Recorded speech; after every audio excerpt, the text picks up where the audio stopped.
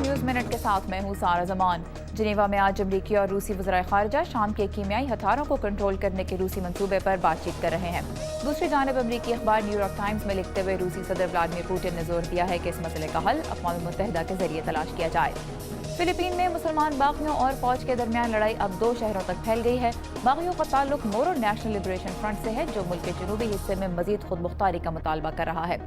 Washington के तहकीकी इदारे ने कहा है कि सैटेलाइट से हासिल होने वाली तस्वीर के मुताबिक शुमाली कोरिया ने अपने मरकजी न्यूक्लियर कॉम्प्लेक्स के एक प्लूटोनियम रिएक्टर को दोबारा चला लिया है, जिससे जाहिर होता है कि वो अपने जौहरी प्रोग्राम को वसअत दे रहा है। और 2 नए आईफोन मॉडल्स पेश करने के बावजूद एप्पल के शेयर की कदर में 5% कमी आई है, क्योंकि सरमायाकारों को फिक्र है कि इतने महंगे फोन के लिए नए सारिफीन तलाश करना आसान नहीं होगा। ये था VOA न्यूज़ मिनट। खबरों की तफसीलात के लिए आइए urdu VOA.com पर।